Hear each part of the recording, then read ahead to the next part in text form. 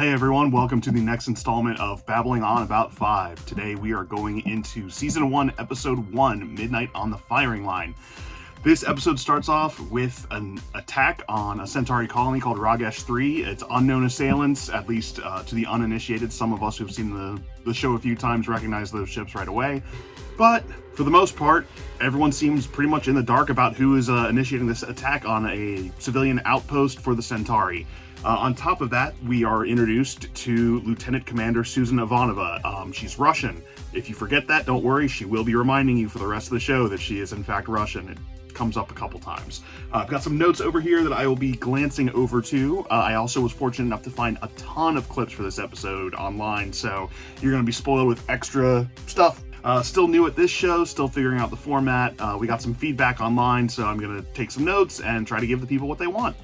Anyway, there's a great exchange very early on between Londo and Mr. Garibaldi that kind of gives you an insight into the Centauri ethos, how they were, once great nation. They're 100 years since their glory days, but they even attempted to trick Earth, since humans and Centauri look so similar. They tried to trick humanity into believing that they were a lost colony of the Centauri, but when they got caught, when Earth got some Centauri DNA, they just, claimed, oh, it was a clerical error. We thought you were this colony or that planet, whatever. But yeah, it just gives you a little insight into the very flexible morality of the Centauri as a people. At the end of that exchange, we meet Vir Koto, who will be the attaché or the assistant to Londo for the duration. He's got a really cool character arc over many seasons, but in the beginning, he's a bit of a, fish out of water, kind of bumbling, definitely not up to the task that life has given him, but we'll see if he grows into it. We get our first glimpse at the overall governmental structure of the galaxy. You've got the Council, which is the humans, the Membari, the Centauri, the Narn, and the Vorlon. And they're sort of the biggest powers, the biggest players that we're aware of in the galaxy at this point in time. There's also the League of Non-Aligned Worlds. Now, they're kind of the smaller players. They've kind of banded together. Like, all of them combined might equal the might of one of the council races. And you've got people in there, and I have to refer to my notes, like the Drazi, the Brakiri, the Guillaume, or Gaiam, who's actually named after Neil Gaiman, who Straczynski's a big fan of, so we named an entire alien species after him, which I thought was kind of cool. There's other members, some a dozen, maybe 20. We get introduced to the new telepath from the Psi Corps who is stationed to Babylon 5. This is Talia Winters. She's replacing Lita Alexander, who was in the pilot, who will be back eventually, but Talia comes on board as the new representative for the Psi Corps. An interesting development that we see right away, early on in this episode, is Ivanova, our new lieutenant commander, is not a fan of Talia for some reason. We will see why by the end of the episode, but she's definitely cold-shouldering the lady a little bit. In the background of this episode, it comes up in a few scenes, but early on we're told there's an election season for the Earth government. So there's a couple of candidates running, and this is going to play into one of the multi-season arcs, but it's just giving you little drips and drabs of information early on. But yeah, this is one of the 3 or 4 major arcs that they introduce actually right out of the gate, Season 1, Episode 1. So all of the internal politics of Earth become a major part of the series moving forward, and they're already sort of easing us into what's going to be a very long, very interesting, very in-depth political drama that happens with the Earth government. On the smaller scale, sort of our episode of the week element is we hear about a group of raiders that have been attacking commercial civilian ships in the region. So Mr. Garibaldi takes a squadron of Star Furies, and now Star Furies are freaking awesome. I can't gush about them enough. I know a lot of cynical people might say, oh, they're just kind of snubbed X-Wings. Yes, obviously there is the parallel with the X-shaped wings, but I think for me, and maybe there were some films that did it first, but at least in television and maybe in more mainstream science fiction, it's the first time I ever saw a fighter with omnidirectional maneuverability. So they've got maneuvering jets, so rather than doing a fighter plane chase like in Star Wars or other science fiction, they actually have full 360-degree mobility, so they can flip on a dime. If there's someone behind them, they can flip and shoot, which I'm sure there's a clip of that. They're just awesome ships. They're very practical, very functional, and they look cool. I mean, of course, an X-Wing looks cool, so does a Star Fury, but yeah, they're just fantastic fighter ships. I absolutely love them. I like the originals more than the Thunderbolt that they introduced later on, but still, huge fan of the Star Fury overall. So as the episode progresses, Londo Mollari discovers from his government that it was the Narns who were behind the attack on the colony. So there's many scenes throughout the course of the show where Londo absolutely loses it, and this is the first time we get to see him really lose his temper. Throws a bit of a fit in his quarters, has a confrontation with Shakar. This is also where we're introduced to more of the grievances that the Narn people have against the Centauri for their allegedly unprovoked acts of aggression, enslavement, and really just the destruction of the Narn civilization overall. One of the major story arcs that happens throughout the show is the Narn-Centauri conflict. Moving forward, we're going to see this develop and shift and morph into one having the upper hand than the other, and it's a multi-season arc, and they're introducing it right out of the gate. I mean, this is all cylinders firing for season 1, episode 1. They're really giving you a lot of foreshadowing for where the entire show is going over 5 seasons. One of the things that we're introduced to, at least according to Mollari, there is an ability that some or all Centauri have where they know how, when they're going to die. They see it in a dream, like a vision, and we see, again, foreshadowing. Londo tells us that he knows in about 20 years he and Jakar are going to die, one choking the other to death, dying in each other's arms. Well, that sounds a little more patriotic than the way he put it, but dying, killing one another, very close, very intimate death. While we don't know whether or not this is true yet, it is actually something that Mollari believes, and that he says is true for the Centauri people, that they have this way of knowing. Londo's also personally very affected by this attack on Ragesh 3. He reveals that he used his political influence to move a nephew who was very interested in joining the Centauri military. He used his political influence to move his nephew over to Ragesh 3, which was just an agricultural colony. It wasn't on the front lines. It wasn't supposed to be dangerous. So he used all this power to try to protect his nephew. But that wound up putting his nephew much more in harm's way as this attack moves forward.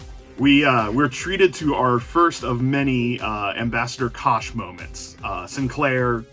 Captain Sinclair goes to talk to Ambassador Kosh of the Vorlons about the conflict, about how he's going to vote in the council, and the Vorlons have a very standoffish attitude about those races.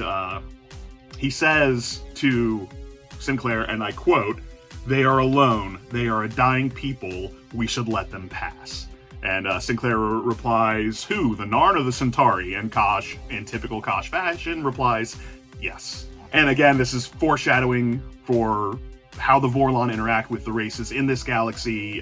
They've sort of already written off both the Centauri and the Narn as not worth their time, not worth their investment. They seem much more invested in the Minbari, and at least pretty interested in humanity, but they've already written off 2 of the other 4 council races as just not worth their time. Mollari discovers that his government does not intend to respond to the Narn aggression at Ragesh 3. It's too far. It's only a few thousand people, maybe 5,000 people. It's just not worth escalation, not worth trying to reclaim the territory. Then, while that's going on, Garibaldi has discovered the plot behind these attacks on the civilian vessels, and discovers that while they've primarily been commercial targets, the last ship on the manifest is carrying 500 refugees. So they need to act quickly, or there could be hundreds of deaths caused by these raiders. Jumping back to Londo, we get a live broadcast into the council where Londo's cousin is giving a very forced speech saying that the Narn were invited. We want the Narn here because there was civil unrest, and we asked for help, and the Narn responded, "They're treating us well."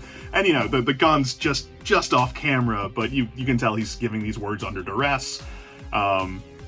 But it sort of ends with the council, opting to do nothing because the Centauri government doesn't want to take a stand. The Earth government doesn't want to take a stand, but Sinclair kind of overruled that by telling Ivanova you didn't hear any of that and you're going to vote like you never heard any of that. Either way, any measure that the council was going to take to try to punish the Narn is just off the table at this point.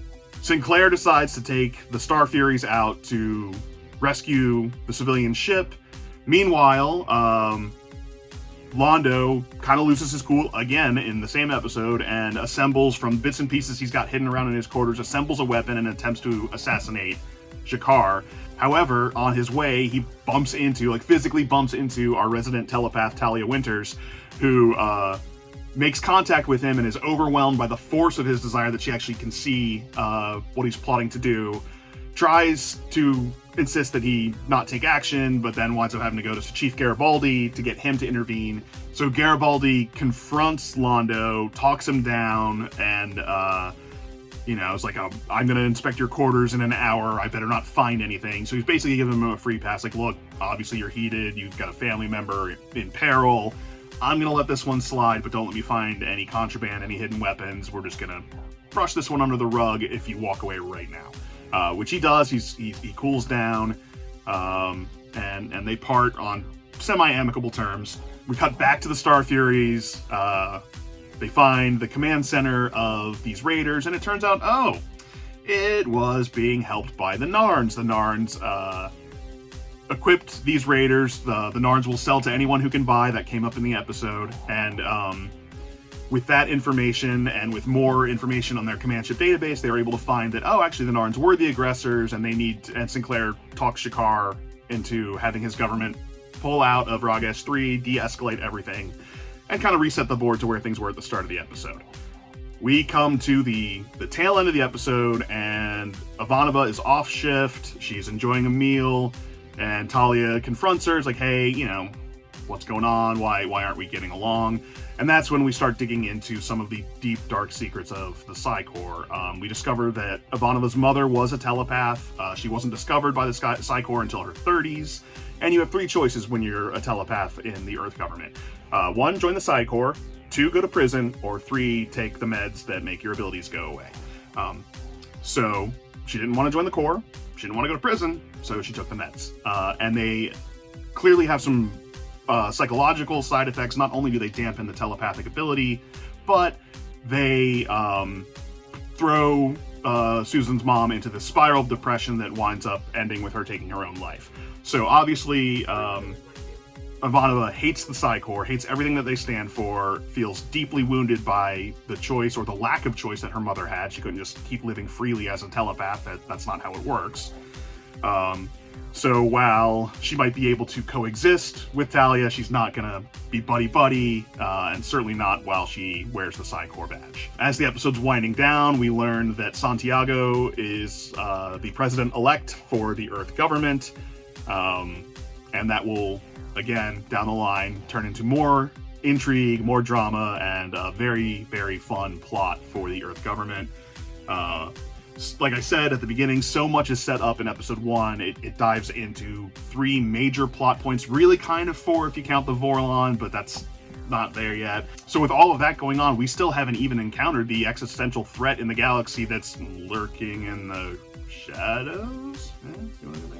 But we've got these other 3 plots that we're going to be following for a while before we even get to the big conflict that's looming that no one even knows is looming yet. So anyway, I hope you enjoyed this installment of Babbling On About 5. I'm enjoying my rewatch. I'm enjoying talking with you guys about it.